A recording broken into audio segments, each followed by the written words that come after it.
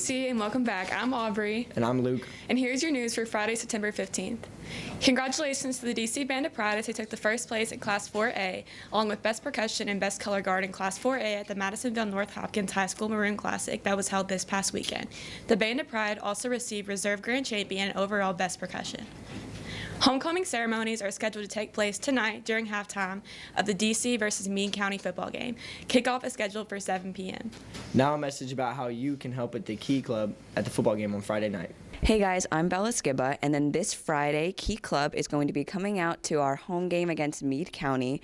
During the first half of the game, we're collecting monetary donations, and all of the money that we collect is going to go right back to the upcoming canned food drive that Key Club sponsors every single year. So this is really important that we collect a whole bunch of money during the game, because all of the money that's going to go towards the canned food drive goes directly back to help students here at DC. So I'll see you guys at the game. The homecoming dance will take place on Saturday, September 16th in the main gym from 8 to 11 p.m. Only DCHS students are allowed to attend the homecoming dance. Sunday, September 17th is Constitution Day. Here's a short video explaining the Constitution.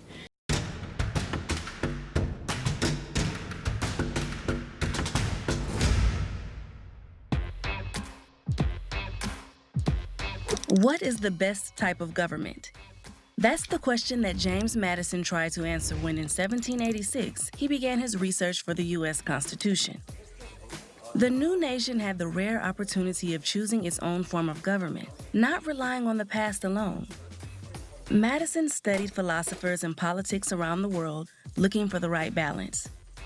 The ideal would be one that addressed the needs of a large nation without putting too much power into the hands of a select few. The Goldilocks of national governments, not too strong, not too weak, but just right.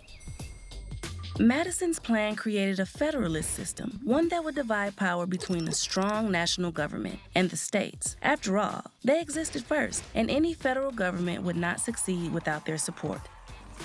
To reassure those who feared a stronger national government, Madison had a solution. He would separate its powers into three branches: a legislature, Congress, which makes laws, an executive branch, the president and other appointed officials, which enforces the law, and a judiciary, the court system, which interprets the law. Madison also suggested a system of checks and balances that would make it impossible for any one branch to become too powerful. For example, the president has the power to veto laws passed by Congress. The Constitution gives Congress the ability to override a presidential veto, and it gives the Supreme Court the power to declare laws passed by Congress to be unconstitutional. Madison's plan relied on three principles: federalism, separation of powers, and checks and balances. They still form the foundation of the U.S. Constitution today. And that's how James Madison earned the nickname, the Father of the Constitution. How does the division of powers in the Constitution help create or hinder a more perfect union today?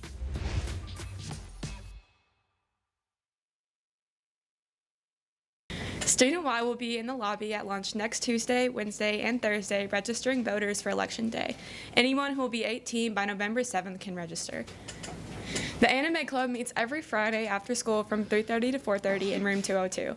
Interested in joining? All you have to do is join to just show up. For more information, see Mrs. Hardaway in room 202. Now a message about how you can be a part of the Educators Club.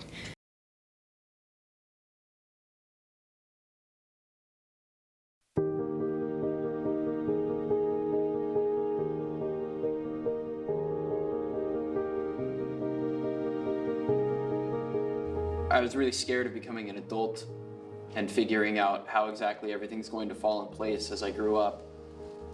I think that people who are afraid to sort of stand up and realize that they need to make a decision as far as what they want to work towards, or at least I hope they can see a bit of themselves in me, because frankly I didn't know for quite some time. And Educators Rising have helped me figure that out. Educators Rising does such a good job of inspiring us and stuff like that, making sure that we know hey, we need you as a teacher. I feel like it's going to help us become better teachers, because we're going to know what our students feel, what they think, and we'll also know how to handle that. We'll know how to be assertive and how to help them and be personal and inspire them to do what they want to do and help them become the best they can be.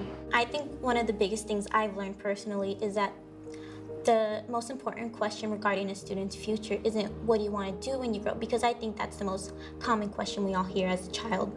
But in reality, the most important question is it's who you want to be when you grow up. And for me, regarding this organization, I think everybody that wants to be an educator wants to make a difference, and you truly are making a difference in every single one of your students' lives.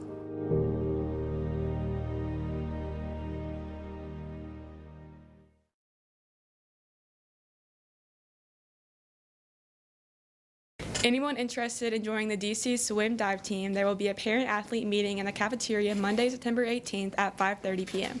Any questions, please reach out to Coach Hadley Locks. The Davis County Performing Arts Department presents Dating Dilemma, an evening of one-act plays featuring the plays Check, Please, and The Staggering Heartbreak of Jasmine Merriweather. Show dates are Thursday, September 21st and Friday, September 22nd. The curtain opens both days at 6 p.m. in the school auditorium. Admission is $5 and all tickets are brought at the door. The DC bowling team is looking for more boys and girls to add to our teams for this school year. No prior experience is necessary. Please reach out to Coach Casey Carroll by email if interested. There will be an informational meeting for potential athletes and their parents on Friday, September 22nd at 6 p.m. in the Media Center. Now a word from Ms. Powers and guidance. Hi, seniors. I'm here today just to share a couple of things with you. Last week, I had the honor of hanging out with some people from WKU and getting to know a few things I wanted to share with you all. Got to have lunch with a few of you who were invited to the Scholars Luncheon, so congratulations to you all. First of all, WKU is hosting 2 events where you can visit campus and they want to showcase what all they have to offer. They call it Head for the Hill, and those dates are October 14th and November 17th. Those events, as well as several others that they talked about, you can register online on their website for those. So they like to know in advance that you're coming. Also, they shared with us the beginning freshman scholarships. I'll be happy to share this with you as well. But students who have an unweighted GPA of 3.0 or higher and who apply to Western before December 1st and include all information that they need would receive a scholarship over 4 years. So they start at $1,000 and go up to $7,500 at WKU for automatic merit scholarships. Then there are different supplemental and competitive scholarships. Their competitive scholarship, the one that's like the iconic people really want, is called Cherry Presidential.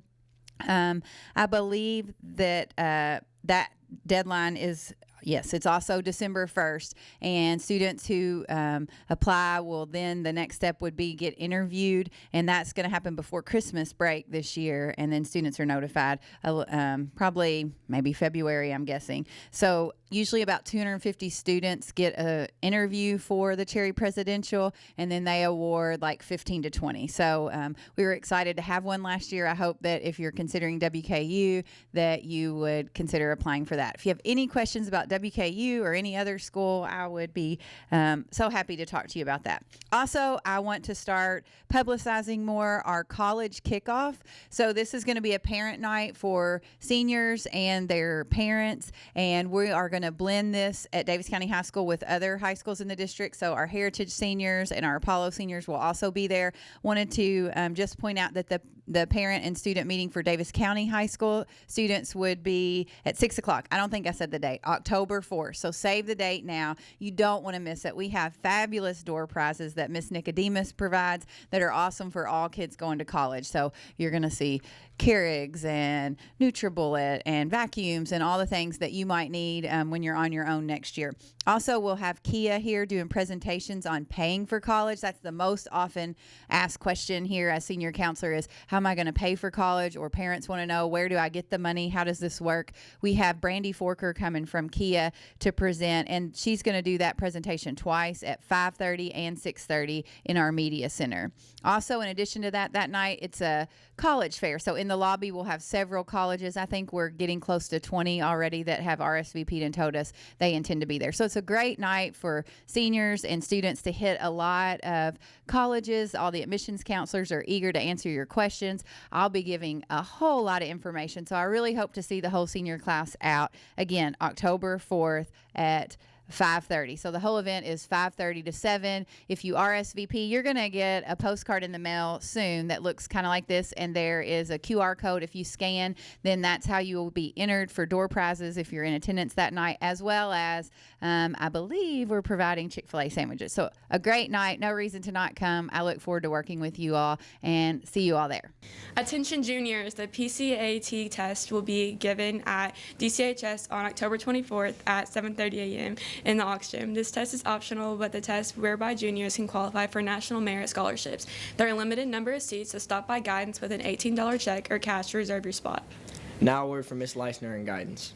Hi, juniors. I just wanted to remind you about PSAT signups happening in guidance. If you could bring in $18 cash or a check addressed to DCHS, come on in and sign up. The test is October 24th. If you have questions, feel free to stop by or email me. Thanks. If you're interested in ordering a yearbook for the 2023-2024 school year, see the flyer in the daily email. Auditions for the after-school chamber choir are happening this week. Please use the link in the daily email to schedule a time to audition with Mr. Hahn. If all the times are full or all those times don't work for you, please email Mr. Hahn to schedule a time to set up an audition. Rehearsals will begin on Monday, September 18th after school. Now, stay tuned for this week's sports recap. You only get one shot, do not miss your chance to blow. This opportunity comes once in a lifetime. You better lose yourself in the music the moment you own it. You better never let it go. To never let it go. To never let it go. To never let it, never let it, never let it go. Good afternoon, DC. I'm Macy. And I'm Jackson. And here's your sports news for Friday, September 15th. In boys soccer action, last Thursday night, the Panthers defeated Owensboro with a score of 1-0. Lucas Humphrey scored the winning goal to lead the Panthers. On Saturday, the Panthers hosted the Elliott Wells Classic, but fell to Louisville Butler 2-1, and then fell to the defending state champs Paul Lawrence Dunbar 3-0. In girls soccer action, last Thursday night, the Lady Panthers defeated Ohio County by a score of 3-2. Leading the way for the Lady Panthers was Bailey Brown, who scored 2 goals, and Molly Fuquay added a goal. On Tuesday night, the Lady Panthers defeated Apollo 7-0. Mary Evelyn Wyman had 2 goals and 1 assist, and Lillian Combs had 2 goals to lead the Lady Panthers. On Monday night, the Lady Panthers volleyball team defeated Hancock County in 3 sets, 25-13, 25-10, and 15-7. Leading the way was Kayla Jones with 13 assists and 4 digs. Maya Pollard had 7 kills and 2 blocks, and Haley Clark had 5 kills and 4 digs. On Tuesday night, the Lady Panthers fell to Apollo in 3 sets, 11-25, 14-25, and 15-25. Leading the way was Kayla Jones with 11 assists and 4 digs, and Laureen Jean with 7 kills and 6 digs. In boys golf action, the Panthers competed in the City County Golf Championship. Grant Broughton led the way with a 79, and Lucas Ward with an 83, and Logan Mavis with an 89. In girls golf action, this past Monday, the Lady Panthers won the City County Championship with a team score of 333. Leading the way for the Lady Panthers was Clary Reynolds, who was the individual champion with a 73. Bailey Bilgensley was second with a 78, Annalie Jagger was fourth with 90, and Burley Bilgensley had 92 to round out the scoring for DC. In cross-country news, the Panthers and Lady Panthers competed in the Rumble in the Jungle meet in Oldham County. The Panthers varsity team finished 6th and JV 10th. And for the Lady Panthers, the varsity was 4th and JV was 5th. Leading the way for the Panthers was Asher Alvey finishing 15th, Braden Kalin 17th, and Ben Nunley was 52nd. For the Lady Panthers, Lucy Spall finished 15th, Blakely Greer 26th, and Bentley Stallings 30th. And finally, the DC football team is looking to bounce back again Meade County tonight starting at 7 p.m. That's all for your sports news this week, DC. Stay classy and stay safe. Let's see what everyone is doing for homecoming. 2, 1. Hey guys, news crew here, starring Jackson Higdon and Shane Walton. Yeah. It's time to get out of here. Where are we going? I'm here with Cadence, Lily. What are y'all's plans for homecoming? We're gonna go get our hair done, and then we're going to take pictures and go out to eat. Same. I'm here with Annie, Avery. What are y'all wearing to homecoming? Okay. I'm here with Marley Day. What are you wearing for homecoming? That's so cute. Thank you. I'm here with. Aubrey Nice. What are your plans for homecoming? I am gonna go take pictures with my boyfriend, and then we're gonna go get something to eat, then go to the dance. And what do you want to wear? I'm gonna pull it up.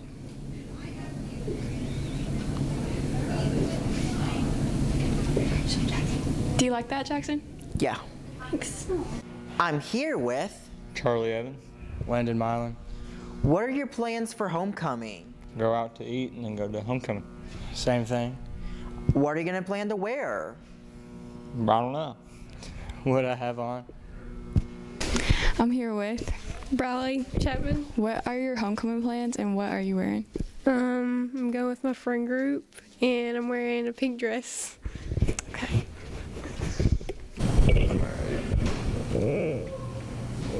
Bye, guys. This was the news cruise, calling cruise.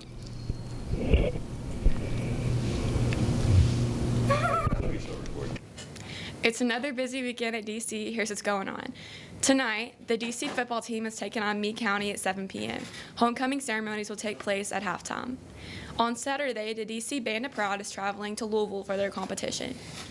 The Lady Panthers golf team is competing at the University Club starting at 8 a.m. The Panthers golf team is competing at Cherry Blossom starting at 8 a.m. The Panthers and Lady Panthers cross-country teams are running at Muhlenberg South Middle School starting at 8:30 a.m. The Lady Panthers soccer teams are traveling to take on Callaway County with the varsity playing at 10 a.m. and 3:30 p.m. and the JV is playing at 11:30 and 5 p.m. The Panthers soccer teams are hosting North Hardin with the JV game at 11 a.m. and the varsity game at 12:30 p.m. And the homecoming dance is starting at 8 p.m. Stay classy and stay safe, DC.